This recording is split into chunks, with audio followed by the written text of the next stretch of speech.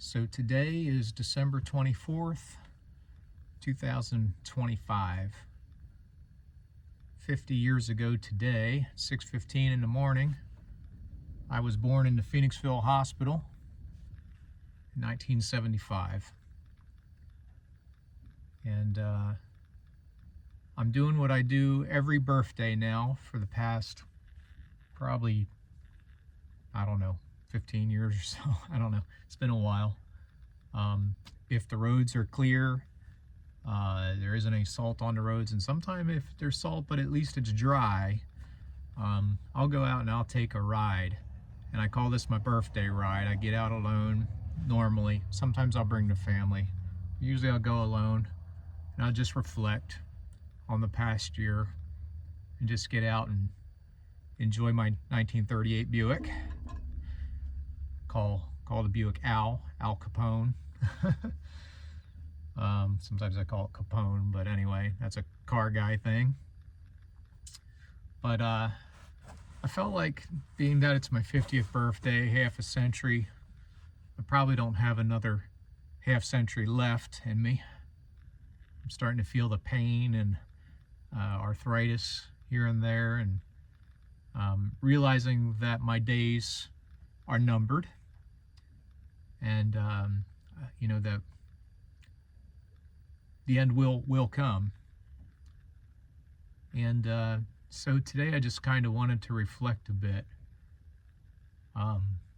on really the past decade of my life.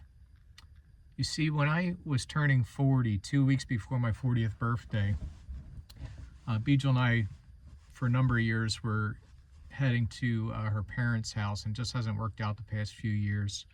But we go to her house. So those years I wasn't able to drive my car because I'd be in Texas for the winter. But when I was turning 40, 2015, we were out there in Texas, and I was just at a low place in life. You could call it my midlife crisis. I call it that for fun. Because it was right on time. It was 2 weeks before my 40th birthday. I had hit a wall. My whole life, I was raised in the church, and was taught that God was real, and all that. And then I went to a school, and in high school, middle school, high school, I was taught that evolution's true. And how we got here was, through random mutations and all that kind of stuff. And I believed that too. I had no reason not to believe it. There's something that goes further back. When I was 8 years old, I learned that Santa Claus wasn't true, and how fitting tomorrow is Christmas. I learned that Santa Claus wasn't real, and my logical brain, even at that age, said, Santa Claus isn't real. So right away, I went down the list. Easter Bunny, Tooth Fairy, blah, blah, blah, right?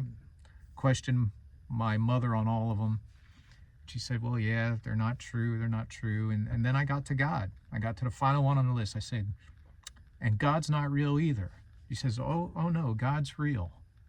But that started something in me. And what it started in me was this skepticism that I've had my entire life, basically, from 8 until I was in my early 40s. I had this skepticism, and I questioned everything. I didn't believe what I was told anymore. And I stayed in the church. And interesting, because I had some crazy experiences in my life, and these are true stories. Somewhere around the same time, when I was around 8 years old, I don't know if this was before or after this logical conclusion I came to that God didn't exist. We had this tree frog that my sister had gotten, and she was older than me. We'd gotten these tadpoles, and they turned into little tree frogs. You got them from school. I think a lot of you probably experienced this.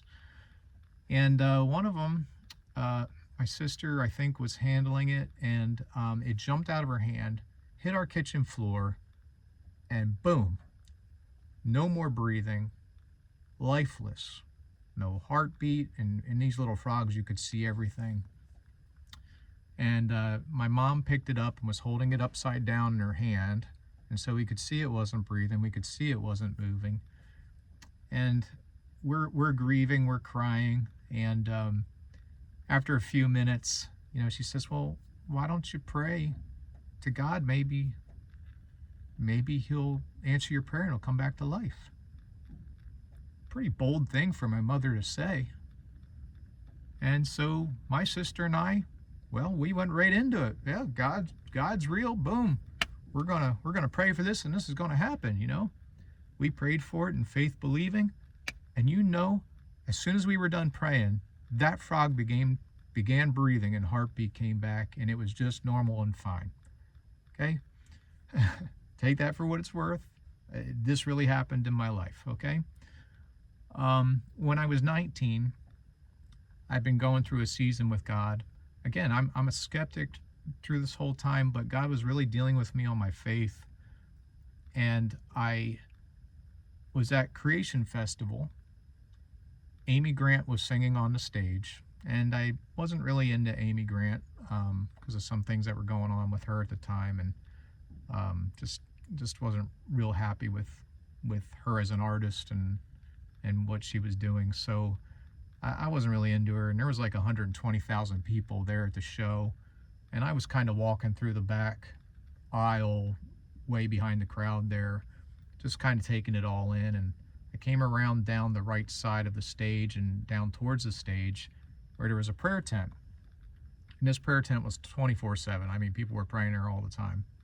But during the Amy Grant show, everybody, it seemed like everybody was there at that show, and very few were wandering around and not into it or not being part of it. I mean, with 120,000 people, you can see like the crowd was there. But down at the prayer tent, there was about 7 people in there. One guy was in a wheelchair, and the crowd is right behind me. So they could have witnessed this, but they didn't. God was dealing with me on my faith and really strengthening my faith at that time in my life. And I saw a man with atrophied legs sit in this wheelchair, and another guy that was there kind of wandering around the tent, and you could see he was in a prayerful mood. He noticed me, and so he came over to me because I was at the edge of the tent, and he said, do you need prayer? I said, no. I said, I'm wondering what's going on with this guy here in the wheelchair. Why is everybody around him, they're praying and all? And he said, they're praying that he gets healed. I said, so he can walk again? He said, yeah. And I said, how long has it been since he's walked? His legs look, atrophied and all. And he said, well, he had an accident like 5 years ago and hasn't walked since, hasn't had feeling in his legs or anything. And I said, oh, wow. And we're sitting there talking for about 10, maybe 15 minutes. And all of a sudden, these people stand this guy up. And they're holding him up. One guy's out in front of him kneeling and praying, reaching his hand out towards him. And the others are just kind of holding him up, and the guy down below is like, starts doing this, and I watch this guy's leg lift, and he places it down. And he lifts his other leg and places it down. And his back's to me, but I can see like the side of his face, and he is just getting so excited. This guy's getting so excited, and I'm seeing what's happening, and I'm going, oh my word, like, what is this? What am I witnessing? This is crazy. So I turn around to the crowd, and I'm like trying to get people's attention. I'm going, oh my word, look over here. I'm going crazy. Nobody can hear me. It's so loud there. Things are crazy. And nobody looked at me. Nobody looked at me. Nobody looked down at this man. Nobody, to my knowledge, nobody saw what happened except me. I was the only bystander. So this wasn't a show. You know, it wasn't, it was just for that man and for me to witness. Then, fast forward a little bit later, and I am sitting on the T in Boston. The T is a metro. It's their train system in Boston. They call it the T. I'm sitting on the T in Boston. I'm going to college at Eastern Nazarene College, a Christian college up there. And it was January. It was the first week of January. It was right after my birthday. This would have been my 20th birthday. So this is just 6 months later or so. My 20th birthday. And I'm on the T, and there wasn't too many people on the T at this time, maybe 15 or so in our train car. I'm 2 stops from Wollaston Station, which is the station where I would get off to go to my college, which was about 2 minutes away. The stops were about a minute apart, maybe a minute and a half apart. It's basically 2 minutes away from my stop.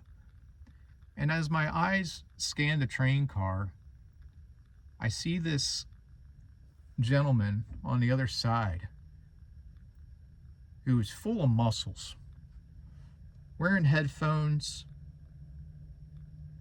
looking a little gangster to me. He's like, to his music, like this.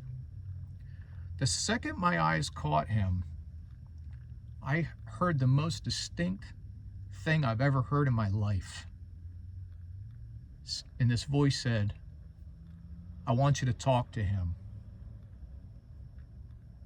Now, I had just been through a time of deepening my faith and deepening my walk with God, even though I was still skeptical of his existence. Isn't that something? And God says to me, this voice says to me, I want you to talk to him. But in my mind, I went, I'm a poor college student. If I don't get off this train at Wollaston Station 2 minutes from now, I'm not making it home tonight. I am not making it home. And so I said, God, I can't do it. And I heard the voice again, I want you to talk to this man. And I said, God, you don't understand. By the way, never tell God he doesn't understand, okay? Just don't do it. It's a fool's errand, okay? I said, God, you don't understand. I got to get off at Wollaston Station. I cannot talk to this man. I hear the voice one more time. I want you to talk to this man. By this time, I'm 1 stop away from Wollaston Station. And I said, I won't do it. I can't do it. I can't do it. I get off the T, walking down the stairwell, just feeling dejected, just feeling totally like, what's wrong with me? Why didn't I listen? What's wrong with me? I get halfway through the parking lot for the station, which was totally empty that night, which was kind of unusual in retrospect. And I'm halfway through this parking lot, just feeling awful. And all of a sudden, I hear a foot scuff behind me, and I could have reached out and touched this person behind me. I turn around, and it's that guy. It is that guy. Okay? Crazy. And this is the absolute truth. What I'm telling you, I am not embellishing anything. This has not been, brought to any bigger story than what it was, okay? And the person can vouch. I talked to him on the phone a few nights ago, this guy, okay, who I met that night. And I found him after years and years of searching for him. I didn't know what had happened to him. We had been friends for a number of years and then lost contact. And anyway, he's right there. And I feel so uncomfortable now. Now I got to say something. I don't have a choice any longer.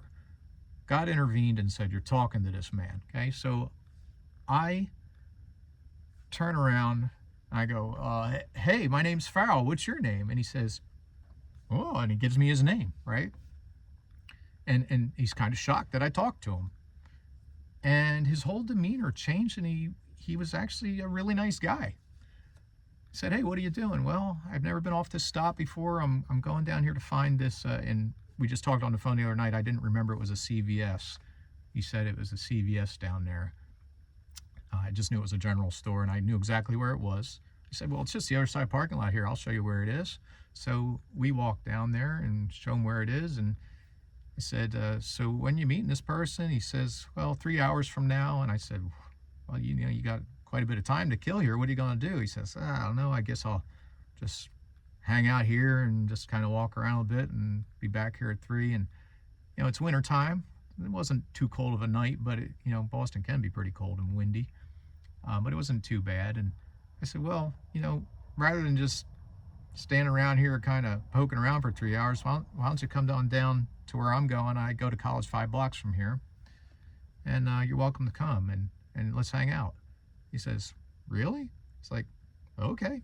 So we start going down, and we're talking, just small talk and everything. We are rounding the corner to the college there, and he looks at me, stops me, he looks at me and says, hey man, you've been really nice to me. Before we go any further, there's something I got to tell you. And as he's saying this to me, this same voice that's told me to talk to him tells me exactly what this gentleman's about to say to me. To the T, to the T, tells me what this guy's about to tell me. And so I stopped him. And I said, look, whatever it is you're about to tell me, and the reason that God told me what this guy was about to tell me was because it was something I'd never heard before and was going to be so shocking to me that I was going to be basically like a deer in headlights and standing there like, and unable to do anything. And he probably would have walked away from me feeling the way I felt a little earlier, dejected, unaccepted. Like his problem was so big and so bad that nobody would care about him, nobody would love him, nobody would understand. So I said, look, I stopped him. I said, look, whatever it is you're about to tell me. Now I know what he's about to tell me. So whatever it is you're about to tell me, it's not going to change anything. You and I are going to continue down to my dorm room. We're going to spend the next 3 hours together, and then you're going to go meet your friend. It changes nothing. What do you got to tell me? And he tells me. And immediately, my reaction was, I threw my arms around. I asked him this on the phone the other night to see if he remembered what I did. And he said it immediately. He said, you hugged me, man. I said, yes. I threw my arms around him. And I said, man, I love you. Let's go. Just like that. And off we went to my dorm room. Long story short, 3 hours turned into 5 hours. He never went where he was supposed to go and never met the person he was supposed to meet. Instead, he gave his heart to the Lord that night. And his life changed. And the things that he told me about himself changed. God rocked his world that night. With all that said, I'm saying all that to say, I experienced some crazy things as a young man from 8-ish all the way to 20. Things that are not very explainable. But I got to tell you this, testimony, as powerful as it is, as powerful as those things are that I just said, which are absolutely true, okay? Those things are absolutely true. You can't know that, but I know that. I'm not lying about any of those things. I haven't embellished anything, okay? As powerful as that is, people of any view, whether it be, Muslim, Jewish, Buddhist, Hindu, atheist, no matter what your worldview is, people can give you testimonies like that of things that have happened that they actually believe are absolutely true and absolutely like unbelievable stories, okay? And things that really happened to them. The difference here, so what I'm saying is that these things didn't convince me that God existed. My upbringing, brought up in the church and all, didn't convince me that God exists because you know what? I was never given evidence that God was real. I was just told he was real. And I just trusted people. But the skepticism within me continued to grow. And 2 weeks before I turned 40, I was at a crossroads. And the reason why was because I wasn't happy with my life. I was having troubles with my business then, Swing Cat. I had two guys who didn't like each other and certainly must not have liked me because they treated me too awful, so awful. Both of these guys treated me awful. And it put a lot of stress on me. It was hurting my business. It was hurting my family. It was stressing out my wife while she was pregnant with our daughter. And then my wife and I had gone through quite a number of years of trying to have a kid in the first place. And it was very hard on our marriage. We kind of lost the passion and the fire and all that, and it just had hollowed out what was. And I was done. I was done with everything. I was done with the business. I was done with my marriage. I was done. And my daughter was just born 2 weeks prior to this, my first child. But I was done. And I wanted a way out. I wanted to be done. I wanted out. But I had a problem. If God existed, then I had to stay. If God didn't exist, then I could let Swing Cat go. I could let my marriage go. And my daughter, I would just do my best to make her understand over the years, that, hey, this is just the way it is. I had to be happy, And I was totally ready for this. I wanted this. But I had one problem. I'm a logical guy, and I had to know the truth before I made such a radical change. I was at the point where I basically didn't believe God was real anymore. So 2 weeks prior to my 40th birthday, sitting in Texas, doing my taxes, just switch the A and the E, it's kind of funny. I'm sitting there doing that, and you can only do so much taxes per day. You get wiped out. And finally, I hit my phone, and I was ready to know the truth. I wanted the truth. I didn't care what the truth was. I wanted the truth. Did God exist or did he not exist? I typed into my phone, is God real? Does God exist? And first thing, I came up with two websites. One was answersingenesis.org, and the other one was noanswersingenesis.org. And the noanswersingenesis.org was a rebuttal, to the things that were being said in answersingenesis.org. Now, I got reading first. I thought, okay, well, I know the evolutionary side. I know the evidence. I've been taught it my whole life, but I know nothing about the evidence for God. I know nothing at all. So I thought, you know what? Let me start with the Christian website, because I really have no idea what these guys are going to say, and there can't really be anything here, because I would have heard it by now. I'm 40 years old, So I start into it. And let me just tell you, it was mind-blowing, the things I started to read. It was so unbelievable, I had to look at other websites to make sure that these things were true. Like, they found living tissue in dinosaur bones. Have you heard that one? You can look it up yourself. Dr. Mary Schweitzer, paleontologist, I believe it was 2002 or 2003, she accidentally found collagen in dinosaur bones. Now, osteologists will tell you, at that time they would tell you, I don't know if they will still tell you today because of her discovery, but at that time they would tell you that living tissue does not exist inside bones more than a few thousand years old. Can't happen. Okay? Well, living tissue inside dinosaur bones. You know what happened to her when she put out this finding? She got laughed at by the scientific community because they all knew.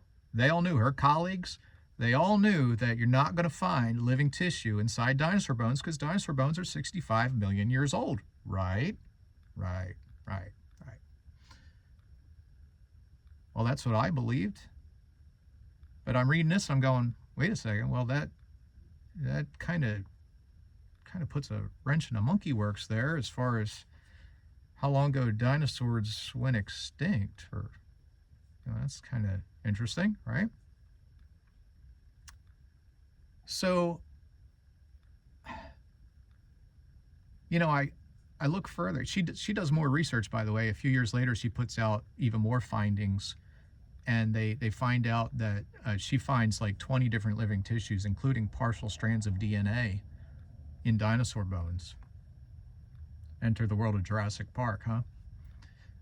Really interesting stuff. I mean, this is the most fascinating discovery ever, in my opinion, about dinosaurs. And it was discovered, over 20 years ago. And I ask kids today if they know about this, and the answer is always amazement first that I say it, and then they go, no, I never heard this. And I'm wondering, why isn't this taught in schools today? Like, this is the coolest thing ever about dinosaurs, and it's not being taught? I mean, this is what the kids are telling me, it's not being taught. Maybe it is somewhere, but the kids I've talked to are saying they're not being taught this. Why? Why? The coolest thing ever, in my opinion, about dinosaurs is that we found living tissue in their bones. But because it doesn't fit the narrative 65 million years, it's not being talked about. That's kind of interesting, right? I'm reading more, and I find out about the Grand Canyon. And I knew about the Grand Canyon from my school days. I was told that each layer was millions of years old, and in the Great Divide, the big layer at the bottom that's all rough and planed and stuff, and a big crack there and all, that represents billions of years ago. Okay? I mean, I had no reason to doubt what my teachers were telling me, so I ate this up, But then I find out, there's a principle in science called the principle of uniformity, and it states that the present is the key to the past. If we see something happening in the present, then it's a good indication of what has happened in the past. Things that we see, the effects that we see, we then know the cause if we see it happening in our own time. So in our time, in 1980, at least in my time, maybe not in yours, but I was born in 75, so in my time, and I actually remember this happening. I remember Mount St. Helens erupting. Mount St. Helens erupts, and I mean, it was a major volcanic eruption, major. And in 3 days, now I might have some of my facts kind of blurry because it's been a while since I've looked into all this. Okay, it's been 10 years to be honest, but I think 3 days, Mount St. Helens laid 650 feet of sediment on top of the bedrock or the ground below. Okay, 650 feet in 3 days. Fast forward 3 years later, 1983, they had some massive rains up there that caused massive mudslides. And these mudslides cut canyons through that 650 feet of sediment that was laid 3 years earlier. Cut canyons through it, 650 feet deep. Oh, but it kept going, and it actually went down 100 feet or 150 feet more, down to like 800 or 850 feet deep, some of these canyons. And after it cut things away, there was a little stream, like a creek, left behind in some of these canyons. And if you looked up the canyon walls, you saw these pancake layers of sediment that we know were laid down seconds apart. It looks just like the Grand Canyon, obviously different materials, so not exactly the same, but the layers, nice flat layers of sediment. The stream at the bottom, the little stream, the great big canyon walls. And this happened in a matter of 8 to 9 hours, if I'm correct. 8 to 9 hours, this sediment washed away and these big canyons arrived. Now you look at that today, if you didn't know what I just told you, the narrative has been that it took that stream millions of years to cut that canyon, and each one of those little pancake layers we see represents millions of years of sedimentation. But that happened in my lifetime, so it's not true. So if we look at that effect, and we know the cause was a big catastrophe, basically, a major event, then we look at the Grand Canyon, where the scale is larger, okay, it's much larger. We now should say in our minds, if we're being scientific, we should say, okay, this was caused by a catastrophe. These layers were laid down by some type of massive catastrophe, because these layers are not just there at the Grand Canyon. We find the same layer of sedimentation over in China. In China. We're talking about a catastrophe that is worldwide. We're talking about something absolutely insane, okay? Insane happening. And then the river, this little river, I mean, the Colorado River is a big river, but it's teeny tiny in comparison to those canyons. We're told carved those canyons over millions of years. Well, going back to the principle of uniformity, if I look at the Mississippi River or anything happening in our current time, I see that rivers shift over time. They were here, now they're there, now they're there, now they're there. When they're going through terrain that's relatively flat. And if you look above the Grand Canyon, the terrain is relatively flat, actually, okay? So this would have snaked around, and we would see evidence of it snaking around before it would ever start to cut somewhere, if it would ever cut somewhere.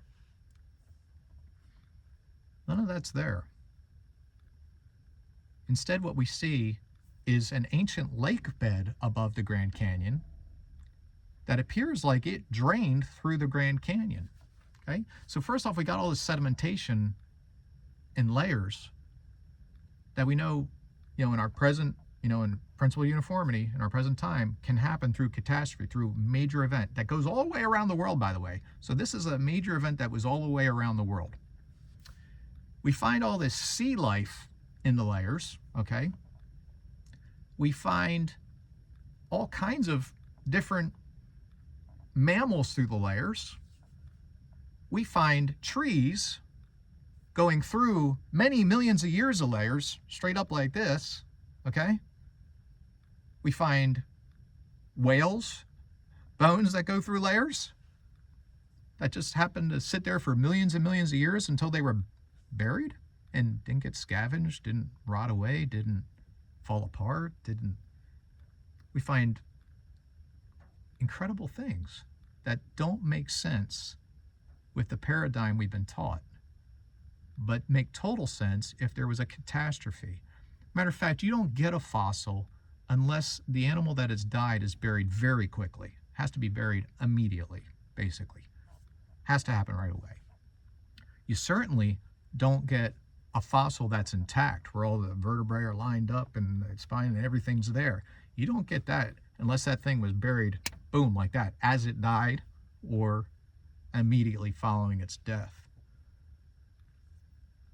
Yet we have this graveyard of fossils, and we're told this happened slowly over time, that they got buried slowly. I mean, even that they got buried slowly.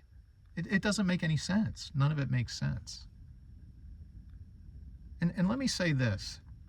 There's so much more I can say. I believe in God today, not because I was raised Christian. Not at all. Because I just told you, when I hit 40, I wanted out. I was done. I wanted out. Okay? I'm a Christian today because the evidence convinced me that God exists. I wanted out. My volition, my will was that God did not exist. I did not want him to exist. I wanted out. I wanted out. But I couldn't ignore the evidence. These are just a few things I've told you. I can go on for days. This video would be days long. I can literally talk about this for hours on end with people, and I'm excited. I'm passionate about it because it changed and rocked my world big time. I'm still with my wife. I now have a son. Our marriage is like this. You're so close. Because of my belief in God, I fought for my marriage. I fought for it because I knew that God's standard was that I remain with my wife, one flesh, for a lifetime, and that if I were going to leave her, that I would have to remain single the rest of my life according to his word. I take his word seriously. Look, if God exists, you better take his word seriously. You better not look at it and go, well, it means this to me. When it says this, it doesn't really mean that. It actually means this to me. Are you kidding me? No, it means what it means. It means what it means.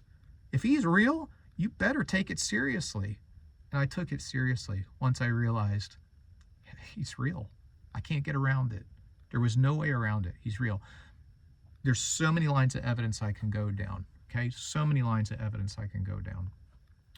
But I just want to leave you with this one thing, okay? A man rising from the dead. Pretty dang impossible, right? Seems kind of foolish to believe in it, right? A bunch of animals being thrown on an ark. And, you know, they actually all walk up in there and they all live somehow. And all the animals of the world are on this ark. 8 people survive. And from those 8 people come all the people of today. And all this stuff seems pretty far-fetched, you know? It does. It seems pretty... And then when you get into the evidence, again, once you look at the facts and you look at things, you start realizing, actually, these things could have happened. They could have happened, right? You know, somebody rising from the dead is kind of, all right, well, okay, you got a body there. It's got the DNA, the body parts are all there, everything's kind of... So... yeah, could Jesus rise from the dead? Yeah, you got to get that spark of life again somehow. But wait a second. If you're a materialist, if you don't believe in God, and if you're not one of these folks, there's very few out there who believe we're actually living in the Matrix, that none of this is real. What I'm feeling, that ain't real, okay? None of it's real. This drive that I'm enjoying, none of it's real. It's all just nothing, okay? We're in the Matrix. Unless you're one of those folks, you're a materialist, okay? You live in the material world. You believe in the material world, okay? If you believe in the material world, then you also believe that this all got started with a bang, right? Boom, went off, okay? Now, we know through science that the beginning of this universe was the beginning of time, space, and matter. Okay? All these things popped into existence at the Big Bang. If this is so, then whatever caused these things, because everything we know through the principle of uniformity, we know that everything that has come to be, every effect, has a cause. Has something that caused it to happen. You have a cause. Your parents, they have a cause. Their parents, right? They have a cause. Their parents, okay? On back. But Aristotle said, in philosophy, Aristotle said, we cannot go on an infinite number of regresses. We can't regress to your parents, to their parents, to their parents. Eventually, we must come to the thing that started it all. And what Aristotle called that was the unmoved mover, okay? The thing that has always been, okay? Eventually, we must come back to that. And I agree with Aristotle. Eventually, you've got to come back to the thing that has always been, the thing that didn't require a cause, okay? Just so happens in the Bible, at the burning bush, God says to Abraham, I am that I am. Okay, now in English, that's like, I am that I am. What does that mean, right? But in their language, in the Hebrew, they knew that what that meant, what God was saying was, I am the self-existent one. I am the one that has always been. I'm the one that will always be. In other words, I am the unmoved mover. That's who God claims to be in the Bible. Now, at the time of writing the Bible, nobody had these kind of thoughts or knew these kind of things, okay? But this is who God's claiming to be, the unmoved mover, the one that exists outside of time, does not require space because he's not made of material. Thus, the material world doesn't have to exist for him to exist. He is mind. He is spirit. He can be anywhere at all times. Space is not a thing. Material, he can be inside you, outside you, here, there, everywhere.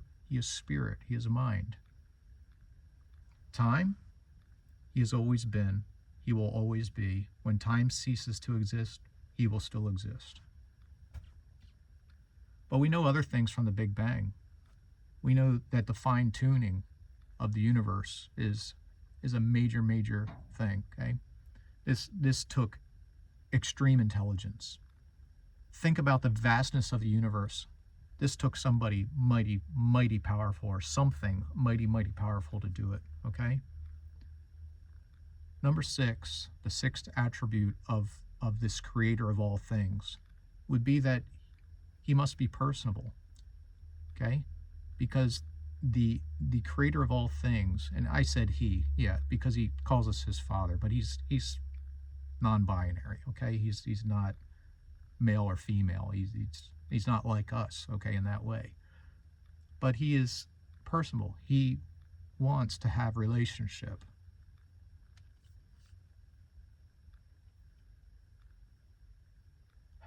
So, if you're a materialist, realize that you believe in the most crazy, most awesome, most unbelievable, most impossible miracle mentioned in the Bible.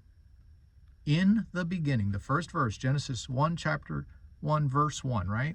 In the beginning, God created the heavens and the earth. Now, you may not believe it was God, okay, because you're materialist, atheist, okay, agnostic, whatever, okay? You might not believe it's God. But you do believe in the craziest, most impossible miracle ever mentioned in the Bible. Think about it. How hard is it to bring a dead body back to life when you're the one that created the body in the first place? Okay?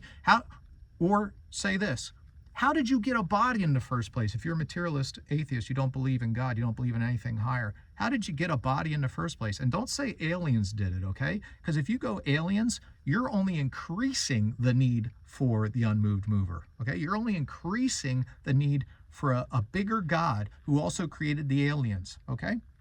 There's no getting around it. There's no getting around it. All this ancient alien stuff has gotten big because people are realizing they got a problem. The evidence is saying there's something more out there. The evidence is saying this didn't just happen, okay? Matter of fact, DNA, these mutations over time that are supposed to create all this wonderfulness we see, okay? The only thing they do, and we've learned this through DNA, is that you lose information every time a mutation happens. You don't gain information, you lose information. We are devolving, not evolving. We're going to devolve right out of existence because of the original sin. In my opinion, that's what happened. When death entered the scene, when God's perfect creation was messed up by man's sin, things started devolving out of existence, okay? Some things are devolving quicker, some things slower. Like, for example, I believe it was the Spanish flu, 1918.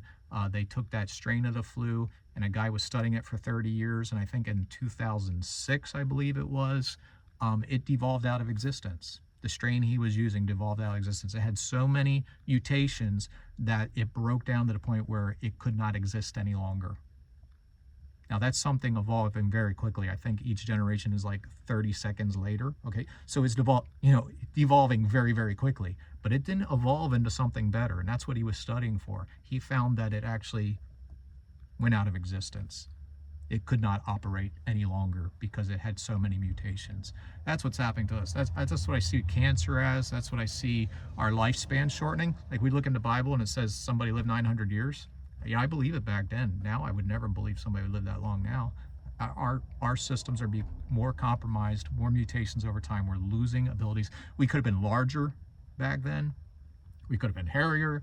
We could have been, we could have looked a lot different back then, humans, okay? And we probably had a lot more vastness in what we could be like compared to today because we've lost so much information. They're finding in DNA studies that our DNA is actually all lining up and we're becoming more and more the same DNA-wise. Oh, and here's another interesting thing. They found out that every human being on Earth shares the same mother. Go figure. Bible's been saying it from the beginning, but there you have it, okay? We all share the same mother. They're calling her mitochondrial Eve. I could go on forever. Like I said, I could go on forever. But just know that if you don't believe in God, you believe in the greatest miracle ever mentioned in the Bible. The rest of it's child's play. Putting a bunch of animals on an ark. Where'd you get the animals in the first place? Okay? It's child's play. It's easy for the being that created everything. Okay? Easy. Child's play. And the time, see, people go, yeah, but, the 6-day creation event and all that. Well, look, the Bible says, in the beginning, God created the heavens and the earth. Now the earth was void and without form, right? My paraphrased version, okay? The earth was void and without form. Now, the earth was void and without form. Well, how long was that? It's saying it was that way. Well, how long was that? Well, the Bible doesn't tell us. It could have been that way for thousands and billions of years. Maybe. It's possible, okay? I don't think so, but that's possible. And then it gets to a 6-day creation event where God then created everything. And, a God powerful enough to create the Big Bang and all that in the first place, create time, create space, create matter, is powerful enough to create everything we see in 6 days, okay? It's just simple. If he exists, that was easy. Putting the spark of life in something, breathing into Adam's lungs and bringing him to life, right? Okay, putting the spark of life in something, easy, child's play. Okay, but how do you do that on materialism? How do you get the spark of life in materialism? See, I don't have enough faith to believe that that's possible without a cause, without the intelligence. DNA is 3.5 billion letters long. It is a message and a computer program 3.5 billion letters long in the human body.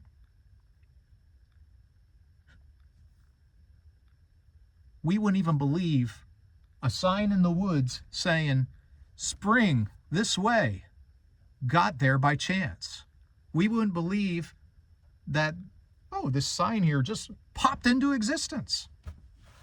You would never believe it. You'd believe somebody with intelligence who knew a spring was that way, put that sign there so other people could get water. That's what you would believe. You would never believe. Yet the most complex computer program in the world, okay, which we now understand through computer science as well, which was born around the same time that we discovered DNA, okay, within a decade of each other back in 50s, 60s, okay? We know the intelligence it takes to create everything we've created in computer science at this point. I mean, millions of people every year spending 40 to 60 hours a week programming and designing things for computers and all. And that information that we've got, all that work for now 6 decades or so, and we still can't even touch what's in a single cell of the human body. We can't even come close. The intelligence it took to make that. It didn't happen by chance. There's not enough time. and time would only make things worse, is what we're finding.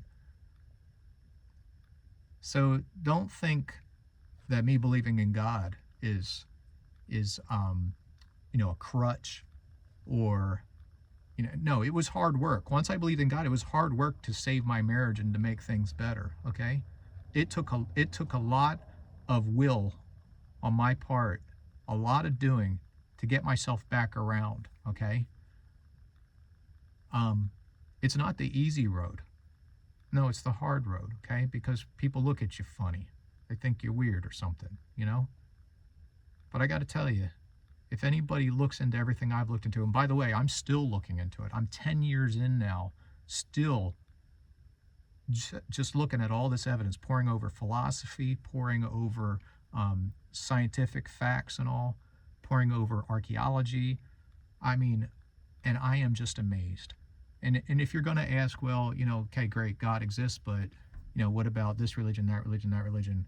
Look, none of them have what Judaism and Christianity have. None of them have the history and the science that backs up their claims. These two have the history and science that backs up their claims. And Christianity comes out of Judaism. So, pretty amazing stuff. Hey, I hope this wasn't too heavy, folks, but I'm halfway through my life at least, 50 years old, and I've really felt that I needed to share my journey of these past 10 years. I hope it helps somebody, because I went through a lot of years of just wishy-washiness in my faith because I was skeptical of my faith. It could have been a lot better. I could have lived a much better life these past years. But this past decade has been very trying and also very exciting. And I'm just so thankful what I found, and I'm very passionate about this now, and I just had to share it with everybody. If you care about me, then maybe you cared to watch this all the way through. Maybe you made it here to the end. Okay?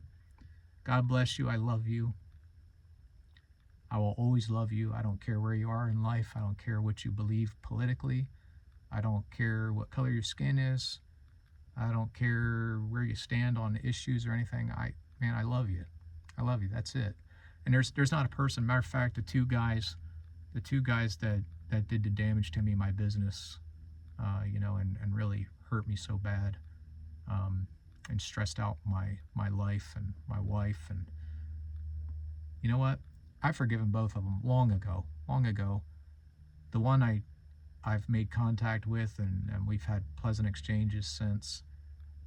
The other, I tried to make contact with him, and he just blew me off, even though the things that happened were on his end and not on my end. I was just reaching out to, and not to say I forgive you or anything, to pass blame. I just reached out just to say, hey man, because I do love him. I care about him, even after all he did to me. That's the Christian life. That's the life changed by a God who loves you and cares about you, your very creator.